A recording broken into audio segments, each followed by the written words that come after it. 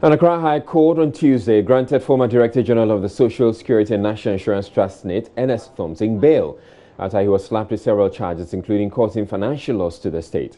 A total of 29 charges were preferred against Mr. Thompson and 4 others in the award of the controversial $72 million operating business suite contract given to Perfect Business Solutions. All 5 pleaded not guilty to all the charges brought against them. There is more in the following report by Joseph Akable. Ernest Thompson is named as defendant together with former head of IT department Caleb Kweku-Afaglo, former OBS project manager John Hagan Mensah, and Juliet Hassana Kramer of IT company Perfect Business System, as well as Peter Haibo, the former general counsel of SNIT. The charges against them include conspiracy to willfully cause financial loss to the state, willfully causing financial loss to the state, defrauding by false pretense, contravention of Public Procurement Act, possession of forged documents, and authoring forged documents. They all pleaded not guilty and were granted self-recognizance bail. Attorney General Gloria Kufu tells Joy News the state is ready to commence trial. Brief facts are that Social Security and National Insurance Trust wanted to update their operations by going IT to the extent that they want to catch up with best trends. A contract was executed. Now, prior to that, there was an advert for bidding. In the end, the company, which did not even offer a bid, was offered the contract together with a Malaysian company, purportedly to form a consortium. The agreement was in the sum of about $34 million. But in the end, other payments were made for services that were already covered in the contract sum. And therefore, they proceeded under what they captioned as variations and orders, which ballooned the figure to in excess of $66 million. Accused persons played different roles in causing this loss to the state. Hearing of the case continues on October 17.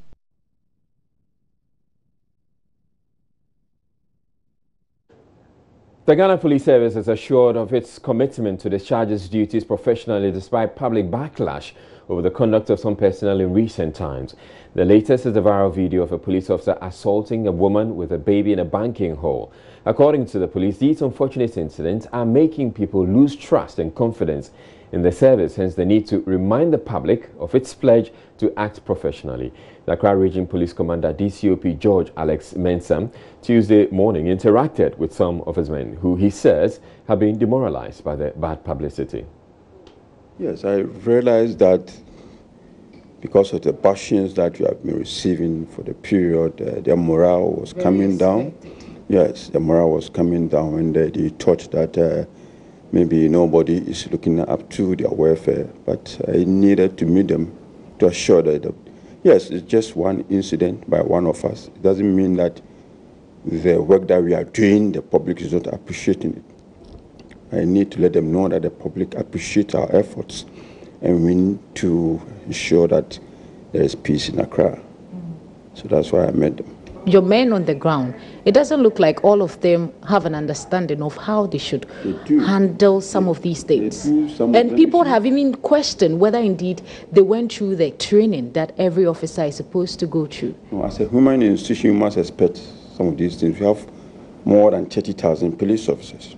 So if at a point in time one of them misbehaves, you shouldn't put the blame on all police officers, because there are a number of police officers who are doing marvelous jobs. So those of us who are doing our job, we sometimes some little praises we do to encourage others to do.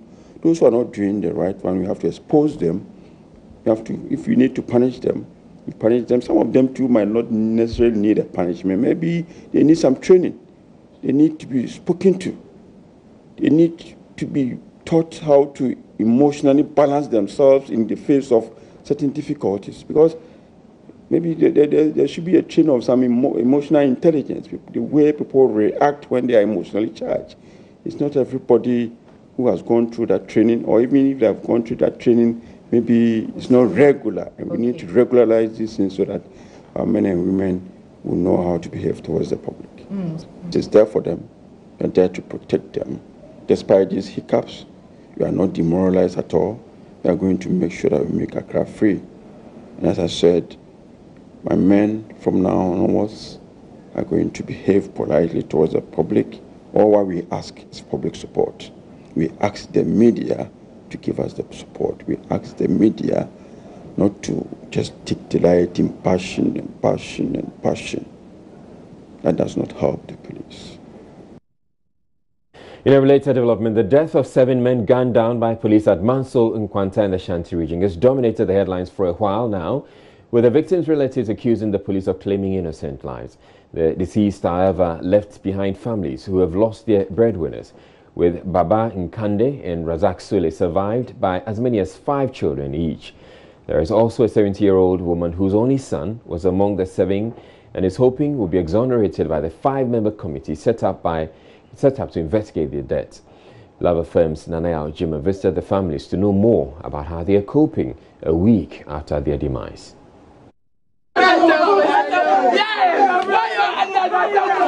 It's been a week since police gunned down 7 men suspected to be armed robbers at Manso Nkwanta. Families of 5 of them, identified as indigents of Zongo communities within the Asokore Mampong municipality, are still in denial. Street protests which followed has since attracted top government officials, including Vice President Dr. Mahmoud Baumia, to the Aswaso community. Police insist they are robbers, but to the family, these are innocent breadwinners. Baba Nkande, 45, perhaps the eldest among the dead, was a fashion designer and a ward executive for the MPP. He left behind 5 children. The eldest just completed junior high school and the youngest is a year and a half. Humu Abubakari was married to the deceased.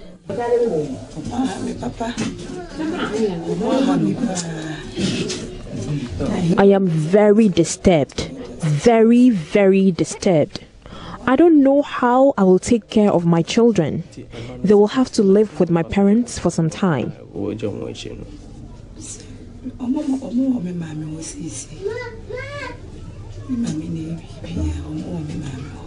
Razak Sule, 42, popularly known as Frenchman, a baker, was a father of 5 children. His wife, Mary Matthew, is yet to come to terms with his demise. I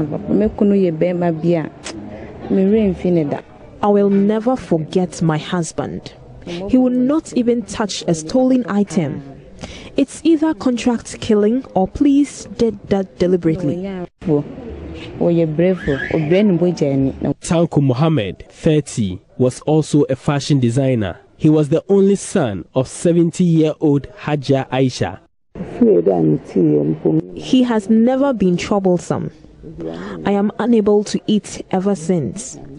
Sometimes they have to add water to porridge before I can eat. Now, I have developed a tummy condition. Bashiru Musa, 27, was a trained cadet corp who supported training of cadets at the senior high school and basic school level. He was engaged to be married soon, but will not live to see the day. Musa Ilyasu is his father. He was very hardworking and took care of the family. We were hoping he will be the most successful among the family. According to family, 32-year-old Abdul Hanan Bashel traded in anything depending on market trend. He was engaged to be married this year after the Eid.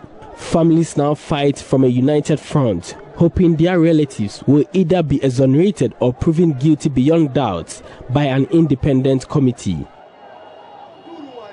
For Joy News, Nanaya Ojima reporting. You're watching Joy News, we're taking a break, but still ahead in the bulletin. Greater Accra fisherfolk appeal to government to reconsider month-long fishing ban, even as some others voiced their support for the initiative. To the government to leave this fish for us for more. So that we are not going to do that again. Just 1 month. Oh, just 1 month. You see? We'll be back with all other more. Stay tuned.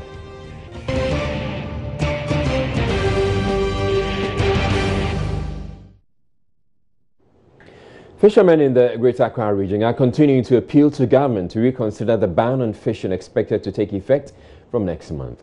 All forms of fishing will be outlawed during the close season, which starts from August 7 to September 4, with those who flout the ban expected to pay fines of up to $2 million for those who operate fishing vessels. Experts say the ban has become necessary because the rate of decline in fish stocks suggests there may come a time in the near future when there will be no fish at all in the sea.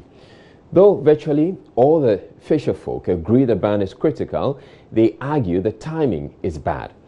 At the Jamestown beach here in Accra, I also met up with a former fisherman who is for the ban because he believes it will bring back the good old days of bumper catches. Time ni loke for ni lo ya for by this time ni abagme ni ke apewu kaka mo lo bibi mi na kwa yo mo lo bibi aka lo mo bibi ye o mo. So he says that he doesn't think that the idea that they want to push and insist that they would want to go fishing right now is good. He says that if they go now, they're not going to get much. They're going to get the fingerlings, the tiny fishes, and you don't use that to celebrate Homowo. No, okay. Nana do dan kwa alo. Amme 1 month now is right. He agrees that it should happen. The ban should be implemented, and he's urging the president to just go ahead and do what he has to do. There are lots of people who depend on fishing. So for the 1 month, and you said your father is a fisherman, a big one at that. For the 1 month that you're saying that the ban should be implemented, what should the fishermen do? What should the fishmongers do? Okay, but now we see me pinya wo no ko yen do ko bia so loketo onu meshi no use kian 1 month ke e she na ka bia e ba yan mi ke bofin ke lo mba mi sumo me jo shonshon abaye lo e bia ni. Okay, he feels that the fishermen should have saved something by now so that they could live on for the period, and he says that he agrees that he would love for them to go get a good catch, but except he feels that they won't get much right now. You are right. You are right. In Mushishi, I cannot fear no car. 1 month. Believe Agile, car now fine. Car now, okay, so essentially he's saying that if it happens that we implement the ban for the 1 month and there are results, then next year we can decide that we're going to implement it again. But if it turns out that there are no results, the close season doesn't yield any results, doesn't bear any fruits, or they don't get a good catch thereafter, are you then saying that if it doesn't work out, then we shouldn't implement the ban anymore? Okay, so if there's no good catch or there are no results, then it shouldn't be implemented anymore. But if there are results, you want it to be repeated. Good. Ayake loe bina meke for Gino. Ona okay, ame 1 month na gbe e ba nwo wole manaka e na sana ka femini. Aketuni dani. Okay, so he says if we implement the close season and it works, then the fishermen are going to be excited and would love to see it continue to become a tradition. Now, he makes a good point. Some of the fishermen, the money they get, small money they get, hand to mouth. You see, so when you say a fisherman should, not go to fishing 1 month, some of them are having children. Some of them are going to school. You see? So what when at the day, what the fisherman, what are you going to do with the children? You see? Only just 1 month. He said only 1 month. Only just 1 month. 1 month. Just 1 month, my father. Just 1 month. Oh, just 1 month. You see, we have to sit down 1 month again. It's going to suffer. Okay, now you're saying that it can be implemented, it should be postponed to next year. Yeah. So next year, the 1 month, how are you going to survive for 1 month? I said, we have prepared very well. That during that month, we have prepared very well. My father, don't say that. Don't say that, my father. You are my father. Don't say that. Only 1 month. If you go, save the money. Only save the 1 month. Only 1 month. The point he's making is that they don't get much to save for 1 month. That's no work. 1 month. No save money correct. Okay, so you're saying that that's why the ban is necessary, so that after the 1 month you catch a lot of fish and then you can save. First,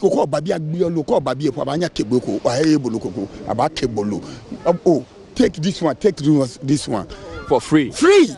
Now, if somebody give this someone fish, you go collect your money for your hand. Why? Now, why? You are hungry for a fish. Why? My son, my father, don't say that. Only 1 month. We are appealing to the government to leave this fish for us for more. So that we are not going to do that again. Next year. Next year, my brother. Next year is too far. Next year is too far. It's too far. Because we are going to suffer. Impa. Because maybe I'm having 4 or 6 children. Wake up early in the morning, nothing to give them. Even the woman I'm staying, we'll talk. Maybe you don't work.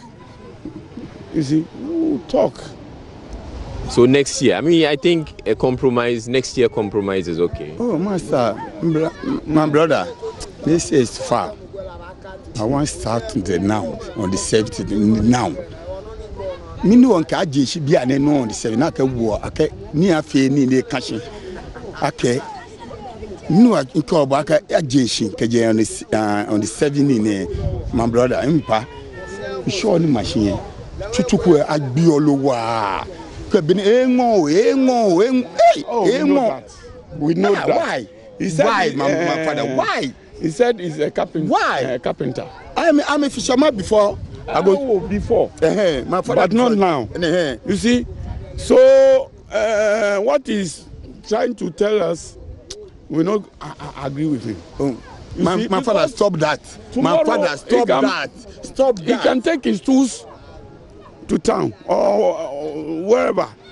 He will get job to feed the children. You see, but a fisherman like this, he having 4 or 6 children.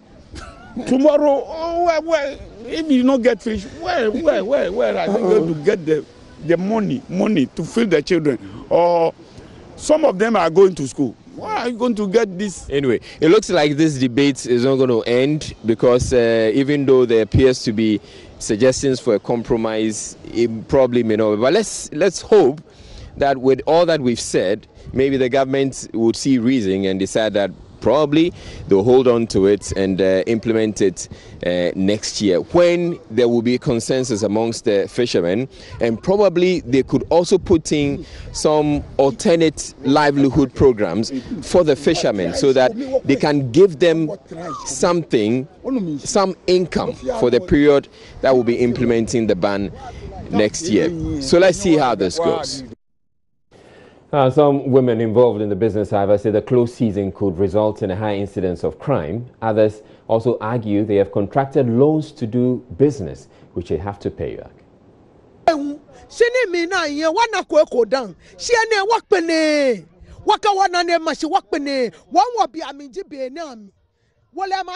We've not seen this before. We won't agree. This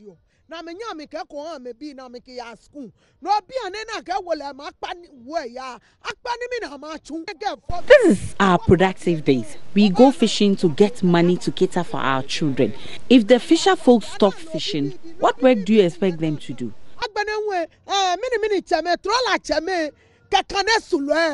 It's not true they only get fingerlings. You can't stop people fishing with light, but you would want to stop us?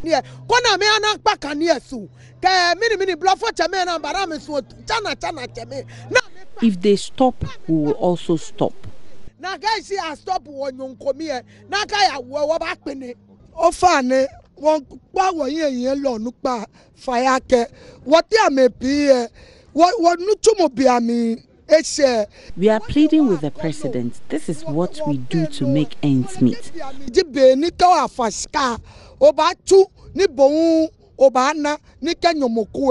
We plead with him to permit us to continue fishing till the end of the year. Then he can take an action.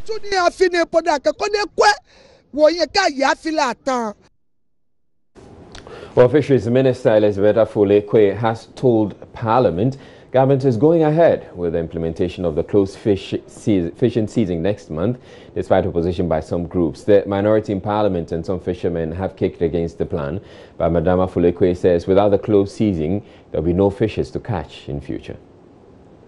The justification for the August closed season for all gears is that 1, the annual peak for reproduction of majority of pelagics is in August, based on recent studies. The abundance of food or plankton available for adult and juvenile fish also peaks in August, which enhances survival and viability of the juvenile fish. Fishermen confirm the presence of large percentage of gravid females in August. Furthermore, fish processors also complain of low-value smoked fish during this month because the fish are full of eggs, oily, burst open and close and loose shape during smoking. This results in drop in profit margin for fish processors. The supply of high landings in August reduces the price of the product, while at the same time negatively impacting the highest potential reproductive stock during the entire year. The small pelagic stocks are currently categorized as overfished and nearing collapse based on recent stock assessments, which shows that landings have declined to the lowest level ever since recorded landings in Ghana. The Speaker, if the closure is limited to a selected number of fleets and gear types, the incidence of high bycatch may not be avoided and therefore defeats the purpose of the closure.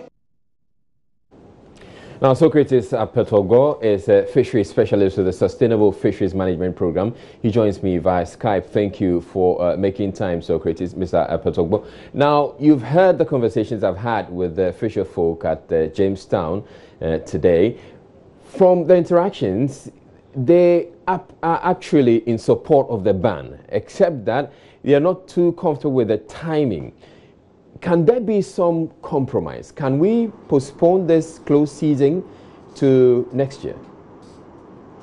Okay, good evening, Ijra, and good evening to your audience.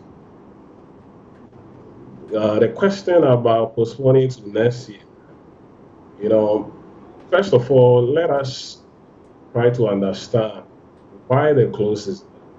And why I think just about everybody else appreciates the fact that we need to do this closed season, because they agree that we need to allow the fish to spawn, except they're saying the timing is not very convenient, because you hear about the Homo Festival and they're saying that they need to have saved a bit before this is implemented. Absolutely. The reason why I was saying that is, why are we saying this particular year and not any other year? Now, the projection says that in 2 years, the particular stocks that the artisanal fishers mainly depend on is likely to collapse. That is 2 years. The second thing is, in order to recover the stock, if management measures are put in place, it will take us about 12 years to move from a less than 20,000 metric tons of fishing to about 90,000 metric tons, which translates to 270 million US. So the question is, if you're a manager, you are weighing these options, what will you do? If you don't take a decision now, there is a possibility of a greater hardship, long-term hardship. If you take a decision now, in the short term, I totally understand.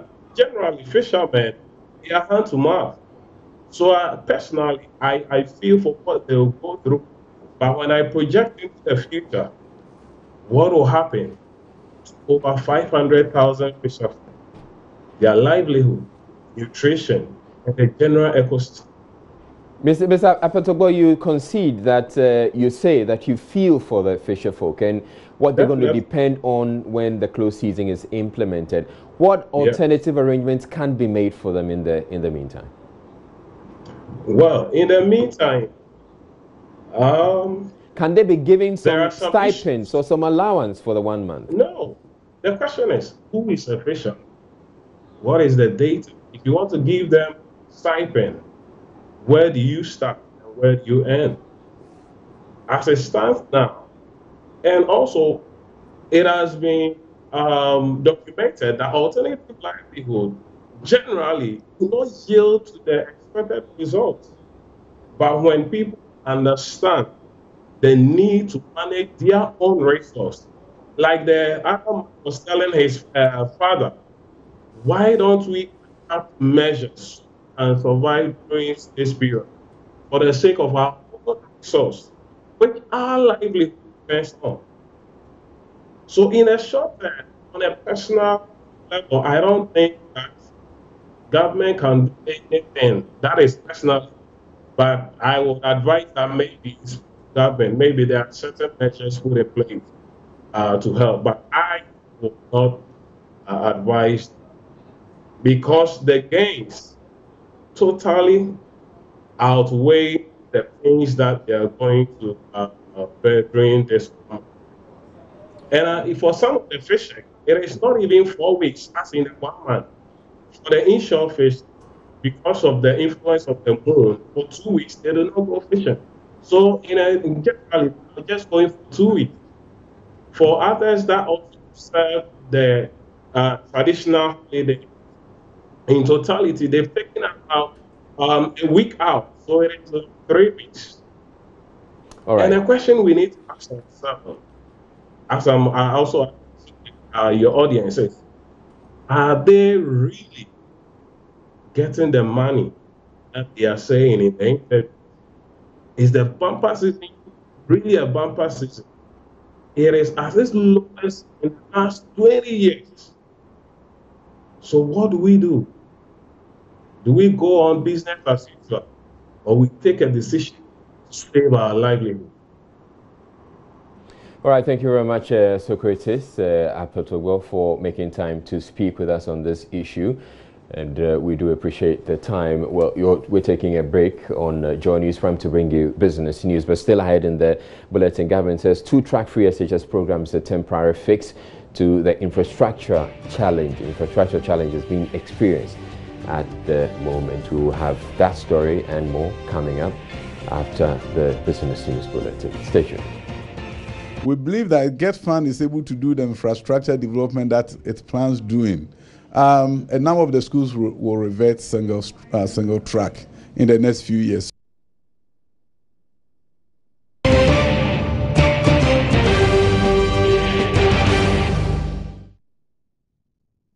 Hello, pleasure to come your way again with business. My name is Emmanuel Abuaji. Now, energy expert Ishmael Ejikumihene has lauded the National Petroleum Authority's decision to suspend 8 oil marketing companies, including Union Oil Ghana, for tax evasion. The NPA, in a statement, says these companies were involved in activities that led to the loss of some tax revenue to government. Ishmael Ejikumihene was commenting on Business Live this evening.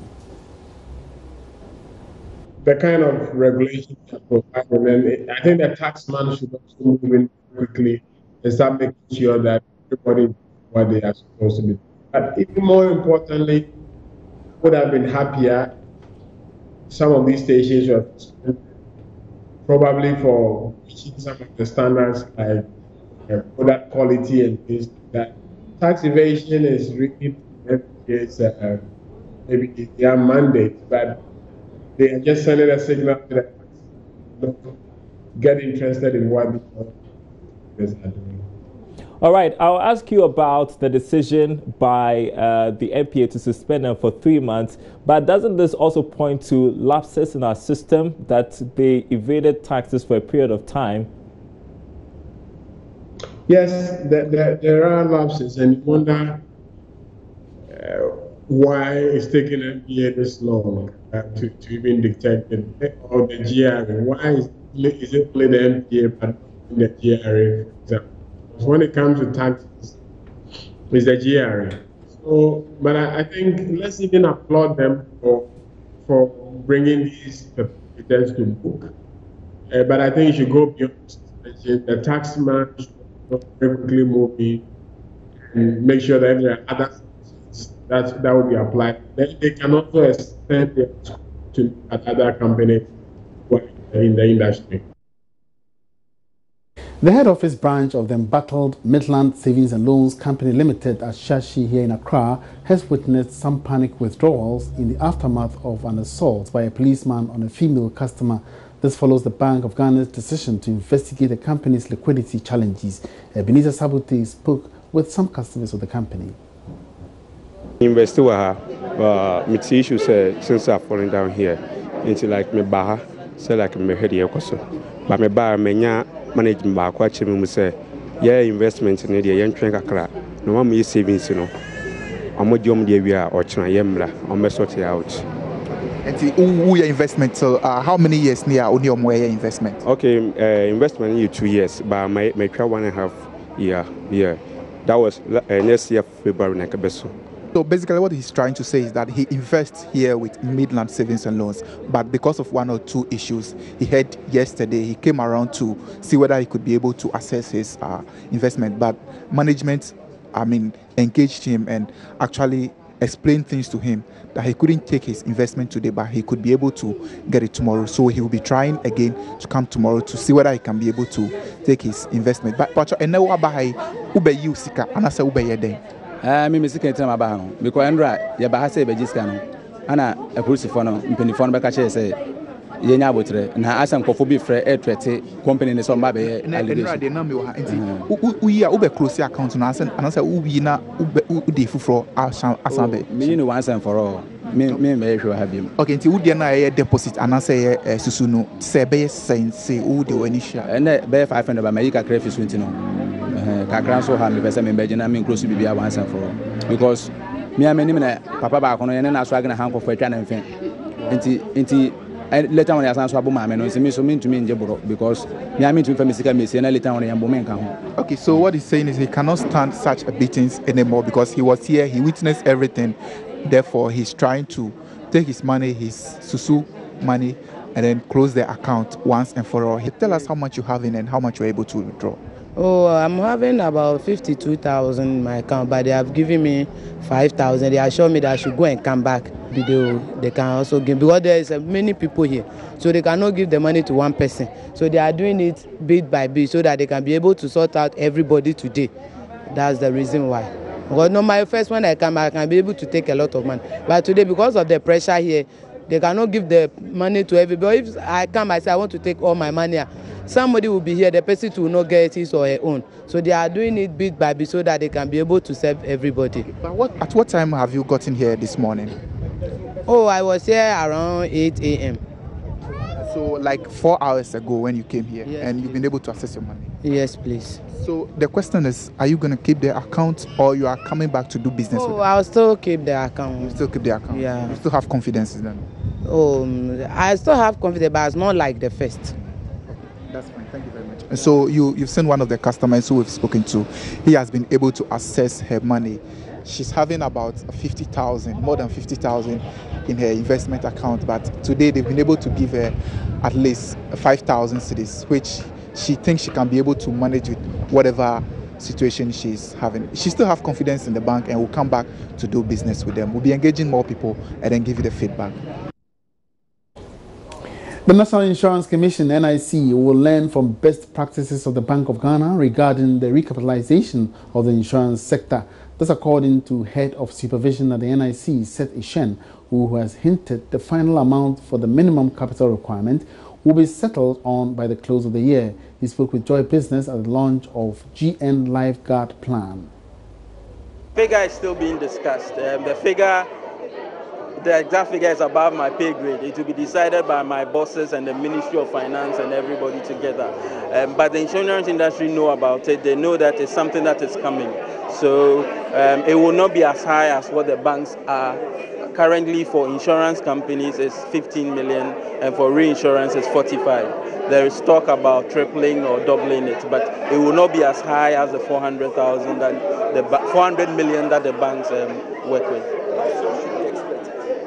I think that the announcement should come out within the year or within the next year, but we'll give insurance companies time to be able to get this money. We are learning from what the banks are doing to make sure that we build on the good work that the banking sector is doing, learn from them and implement it so that ours will be as smooth as theirs or even better than what the banking sector did.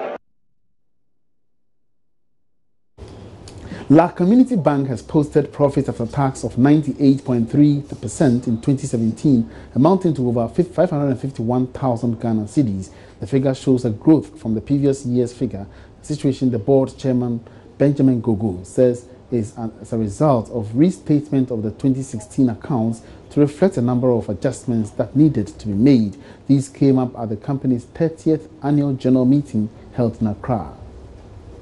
In 2017, La Community Bank increased its stated capital to 2.4 million Ghana cedis, which is more than double the regulatory requirement for rural banks. The bank's assets also grew from 44 million cedis to 50.8 million cedis. However, in an interview on the sidelines of the AGM, board chairman of the bank, Benjamin Gogo, noted that besides this impressive performance, there were some challenges encountered within the year under review. He revealed that beyond achieving the new minimum capital requirement, the bank's operating performance fell in 2017 below that of 2016. The bank emphasized it will continue to provide microfinance facilities in the form of loans to the public, especially those with limited incomes. The profit we made was close to 700,000 Ghana cedis. And it reduced from the previous year because of the new way we are accounting for our performance. In the past, we were using Ghana accounting standards. We are now using international financial reporting standards. And some of the expenses that we are now recording were not regarded as expenses under the Ghana accounting standards. So the profits have reduced slightly. Deputy Managing Director of Apex Bank, Alex Kwesiwa, in an interview, commented on steps his outfit is taking to encourage rural banks nationwide who may not be able to meet the 1 million cedi minimum capital requirement as directed by the Bank of Ghana. The deadline was supposed to be 31st December 2017. But as at the end of the first quarter per our assessment, we saw that some of the banks have not been able to comply with. Now, it is incumbent upon us, as the second tier of the regulatory, institutions. We have delegated powers to, regulate the rural banks as well to ensure that they do comply.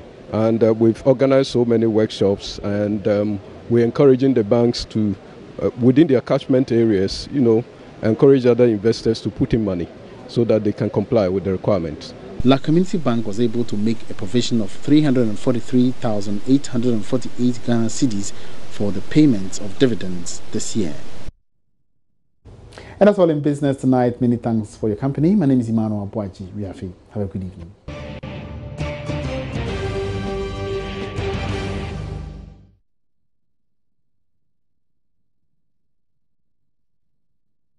The minority in Parliament says it has evidence the CEO of the Forestry Commission, Kwadwo Owusu-Afriyie, is engaged in illegal mining activities in the Ashanti region. Minority spokesperson on Mines and Energy, Adams Mutawakilu, says the CEO is doing this with the connivance of the Ashanti Regional MPP Chairman, Entwi Bwesiako. He told the media the Forestry Commission boss has demarcated some areas as forest reserves, thereby preventing access, and is using such places for the illegal mining activities. He spoke with parliamentary correspondent Joseph Boku-Gakpo. President came and said that small-scale mining will be lifted soon. The ban on small-scale mining. Then, few days later, the Minister of Lands and Natural Resources, Honorable Peter Mao, said, no, until the water bodies are clean.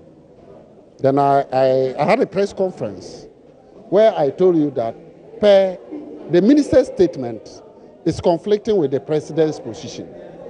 If the water bodies are not clean, that means illegal mining is ongoing. And as minority, it's my interest to find out. So you went digging? We started digging. And just yesterday, the chief of Jokobu came out that Sir John and Wuntumi are engaged in illegal. And our own investigations indicate that the CEO of the Forestry Commission put out a billboard, a post that this area is for reclamation. Where exactly? Which specific areas are you? Just go to Jokobu and find out. And I'll give you the companies in due course. I have all. That this company is doing reclamation. You go in there, they are doing mining. Illegal mining. Illegal mining. Have you been in there to see it yourself? I'm saying that illegal mining is going on. Not reclaiming, but mining, and with excavators, scooping. They are being washed. River bodies polluted. And I have the numbers, plates, the numbers of the excavators, the pickups, the ammunitions when the police arrested.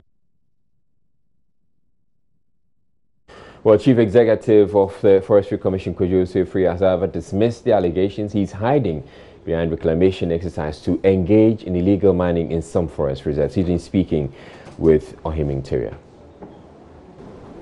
See, there's a saying that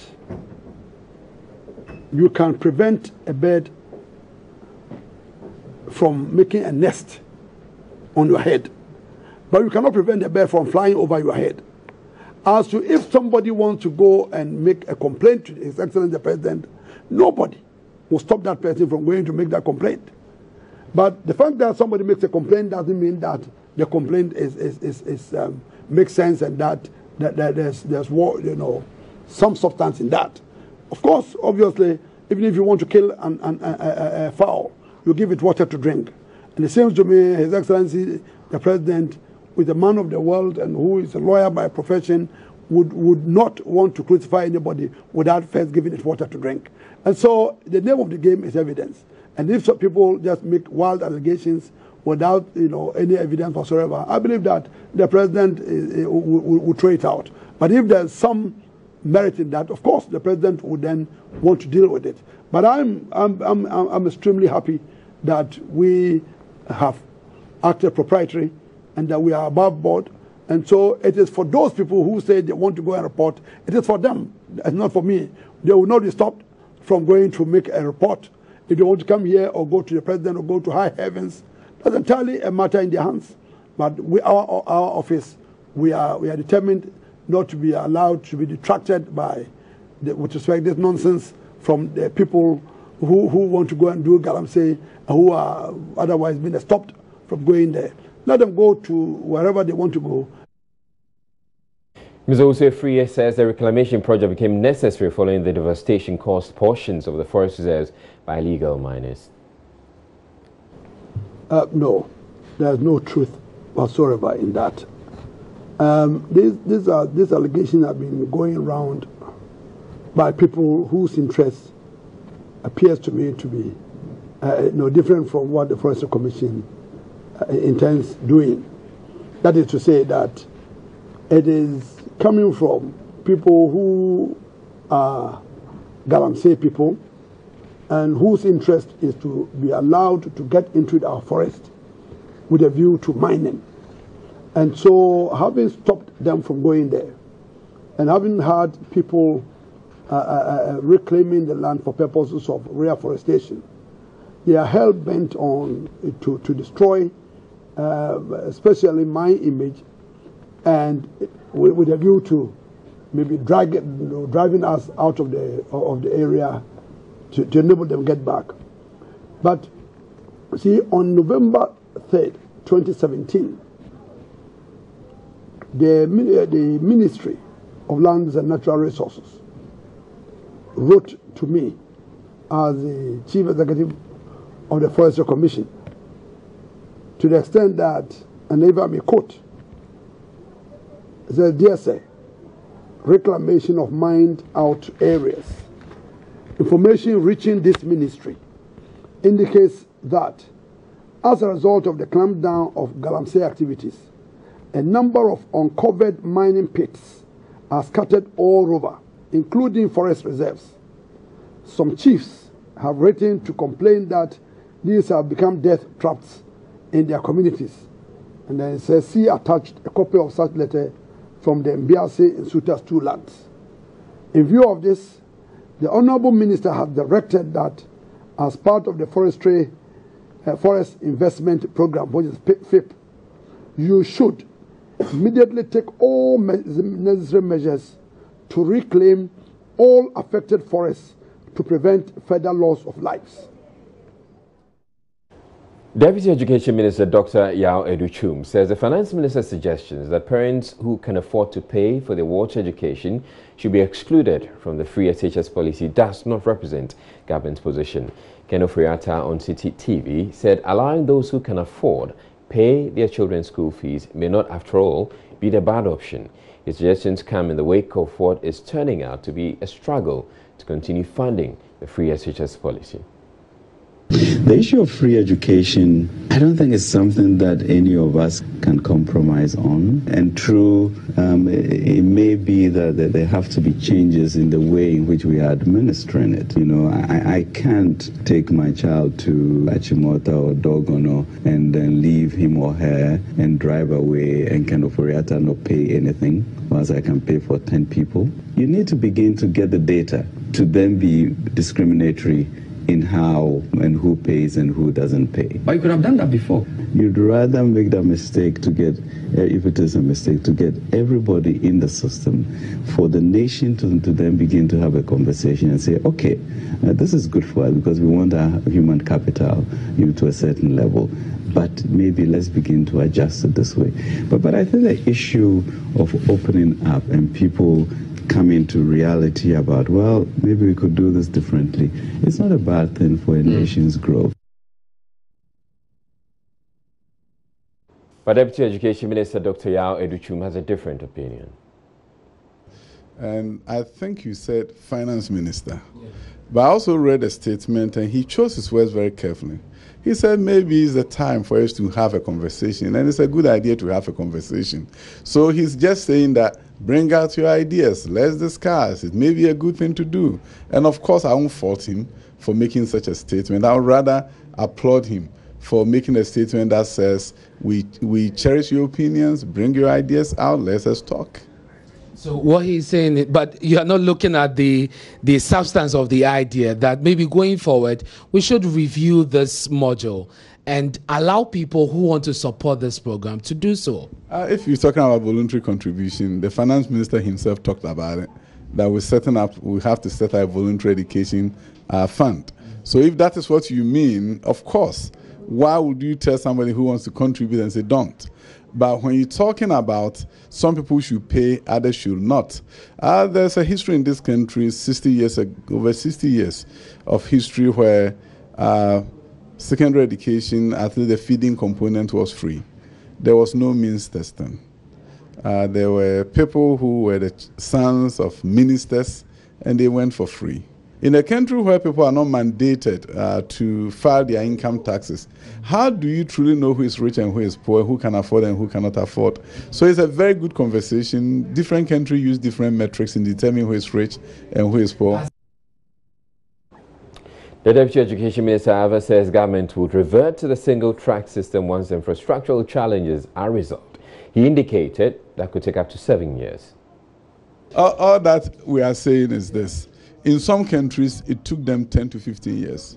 In some states, California, it took them 15 years before they built more. They did a massive construction and they were able, they actually used eminent domain, the compulsory acquisition, to pull down homes so that they can put up schools. And as a result of that, a number of the schools reverted to single track. So different countries have different approaches. From where we sit, we believe that GET Fund is able to do the infrastructure development that it plans doing. A number of the schools will revert single track in the next few years. So people are throwing around 5 to 7 years as a good benchmark and time frame. I believe it can be done. But we also have to understand that GET Fund has begun and a major infrastructure development. And if they are able to do that, we may even be able to do it faster. So within 5 to 7 years, we should expect to revert to the single track system. That may be my personal opinion, but I think it's worth something, and I believe we can get there. Parliament has approved private sector participation in the management of the Electricity Company of Ghana (ECG) and a concessionaire agreement with a minority warning consumers will pay more for electricity as a result of the move. Under the second Millennium Challenge Compact, for which Ghana is getting $482 million United States dollars, Melania Electricity Meralco Electricity Company is to get a 49% stake in ECG, whilst a group of local companies are handed 51%. The minority is questioning the capacity of the companies. Former Deputy Power Minister John Jinapor says Ghanaians will pay the ultimate price. Energy Minister Boakye Agyarko told Parliament workers at the ECG are excited about the current arrangement. At 19, we have TG Energy Solutions. If you look at their physical address, it is empty. This is a company that has no physical address. Mr. Speaker, my worry is that some of these companies have no track record in the energy sector. Some of these companies cannot tell us what they've done so far in the energy sector to support Meralco in managing the concession. Mr. Speaker, I'm equally worried about the outstanding bills of ECG. The understanding is that the outstanding debt or liabilities will be ring-fenced, and then ECG would have to deal with that. Mr. Speaker, this is problematic. Mr. Speaker, if we continue this way, and we do not look at some of these critical issues I'm raising, my fear is that at the end of this concession, Mr. Speaker, the end user, the end consumer will be called upon to pay higher than they are currently paying. Initially, there were no guarantees whatsoever for labor. It was through negotiations that we made 5 years of employment the first option, which labor did not appreciate. And finally, we came to the term which said that there shall be no involuntary layoffs during the entire period of the concession, which is 20 years.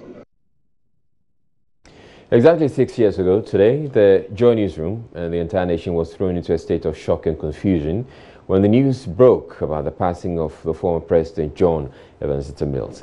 That was the first time the country's president had died whilst in office. Today we look back on that day as the 6th anniversary of the death of the former president and ask, how is the former president being remembered across the country? Nancy Fajra-Dozie visited the Asomdwe Park earlier today. She met the personal photographer of the late president, who says the late Mills is irreplaceable. Here so far has been clean, contrary to reports that we've been hearing over the years about how this place has been unkept.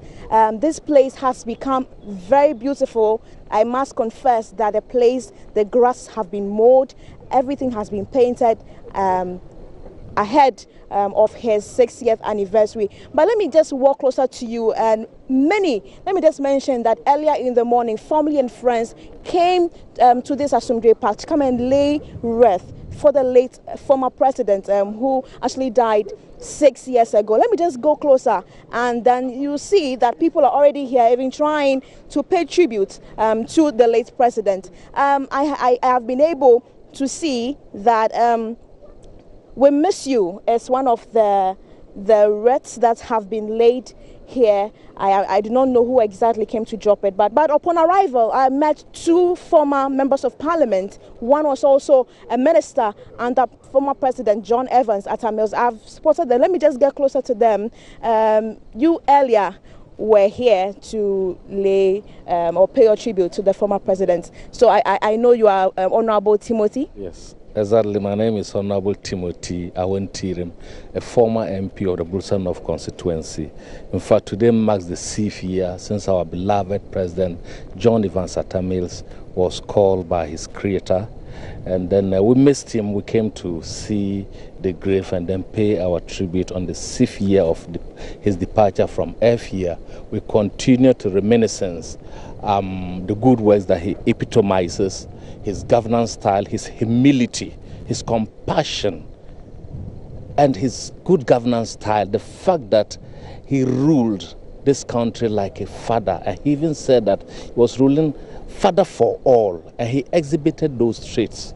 We continue to remember him for these good deeds and for the fact that he had respect for the ordinary voter that voted for him, and he stood for the ordinary man is what we continue to miss him for. My name is Honorable Dominic Azuma.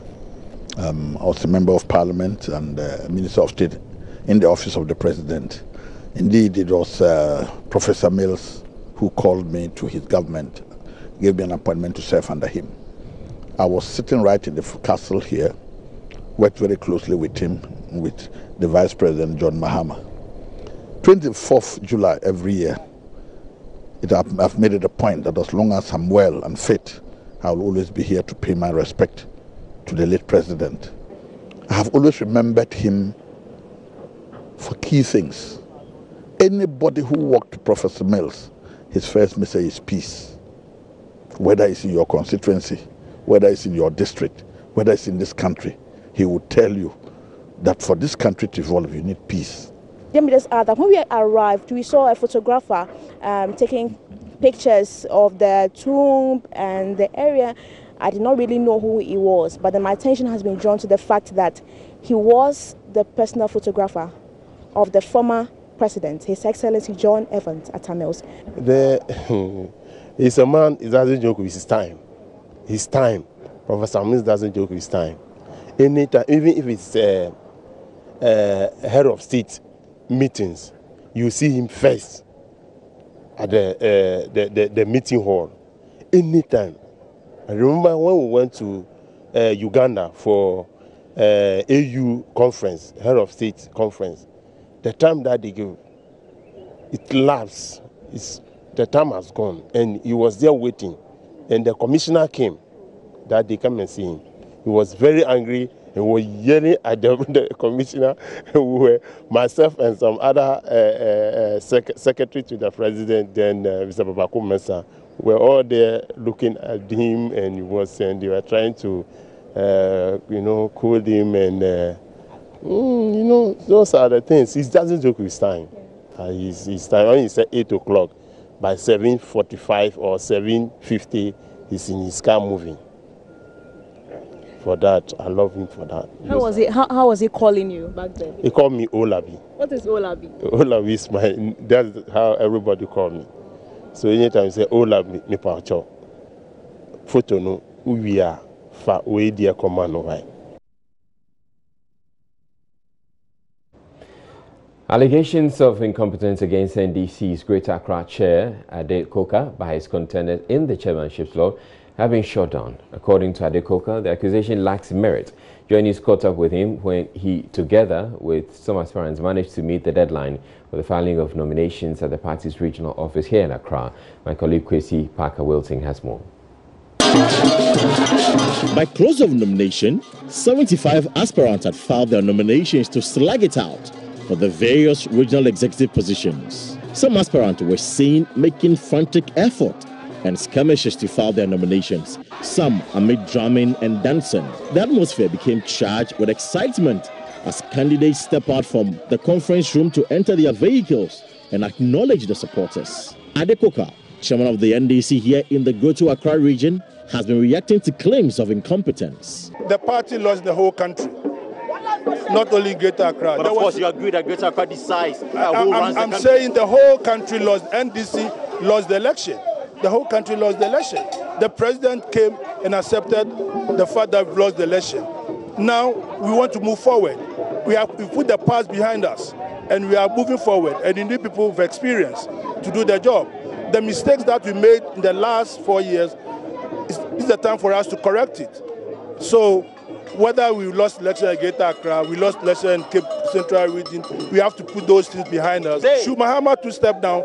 Should President Mahama not? Some people have suggested that he should step down because he misled the NDC. That is a warped thinking. That's a warped thinking, right? Those who have been there before are well placed and well versed to do it better the next time. General Amate, a leading contender in the chairmanship race, explained to Joy News, though he lost to Adikoka in the last elections, he has no doubt that delegates would endorse his candidature to manage the party at the regional level.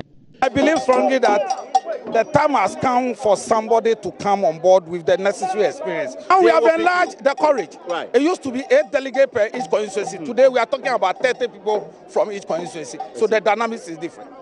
Meanwhile, Regional Secretary of the party, Victor Adonukwashi, says no decision has been taken to extend the deadline for filing nominations. There hasn't been any signal from National that there will be any extension. And so today is the closing day for the filing. If you refuse to file, you are out of the game. But I believe almost everybody will file. That is what I'm expecting, though. But let's see how it goes by the close of the day. The party is expected to vet candidates between 1st and 5th of August, thus year to pave way for the election on the 25th. For Joy News, I am Chrissy Paco Wilson.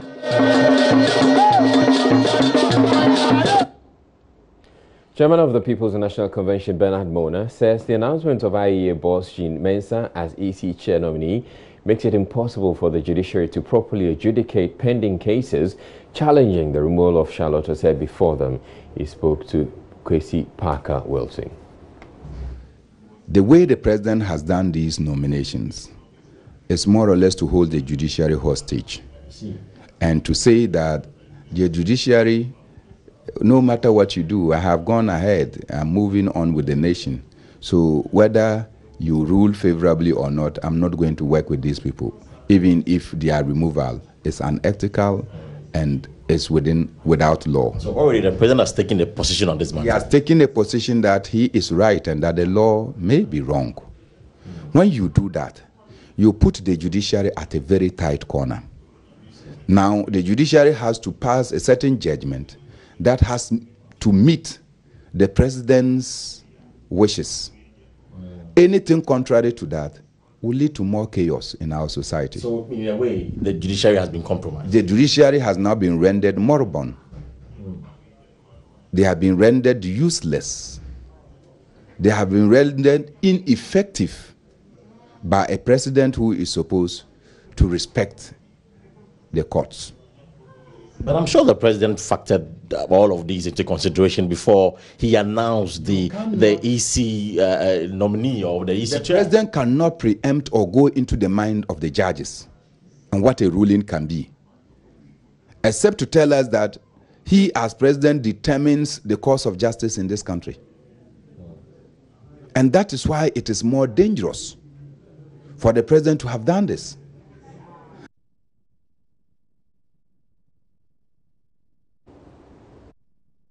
He also questioned the competence of Jean Mensah as a new chair of the commission. It is shocking to me that Jean Mensah, of all, is the person with such impeccable qualifications that the president is talking about. She doesn't have that. She's a lawyer, you know that. A lawyer practicing where? But of course, she's a lawyer. I'm saying that going to law school, does that mean that because you have obtained a certificate, you know? Beyond that, let's put that aside that, okay, she's a lawyer. So what? Because she's a lawyer, it means that she has proficiency in electoral matters. From the university, she works at her husband's outfit, and because of that, she is CEO. And that is all about it. We who have worked with her know her temperament. We know that this is a lady that is abrupt. This is a lady that teamwork is sometimes a problem. And you are bringing her to a sensitive outfit like the Electoral Commission, where dissenting opinions must be tolerated. In any case, can any one of you factor why Nana Akufo-Addo will boycott an IEA organized presidential debate? It is because of the character and person Jean Mensa. No, you don't know that for sure. I'm saying this to you, that it is because of the character and person Jean Mensa. Do you know why the NDC will boycott the presidential debate? Do you know why the PNC will take the IEA to the cleaners in 2012? Because of the character of Jean Mensa. That is the person you are bringing to the Electoral Commission. A person whose pronouncements and utterances are largely biased. So you bring this person and say we should work with her. So clearly she's not cut out for it. And in the headlines, Greater Accra Fisherfolk appeal to government to reconsider month-long fishing ban, even as some others voiced their support for the initiative. Families of 7 persons gunned down by police at Mansom Kwanta in the Ashanti region share stories about their grief a week after the killings. In business, energy expert lauds National Petroleum Authority for cracking the whip on 8 oil marketing firms for evading taxes. Former Director General of SIT and 4 others charged with, among others, causing financial loss to the state. And my name is Israelite. Thank you very much for watching. Have a good night.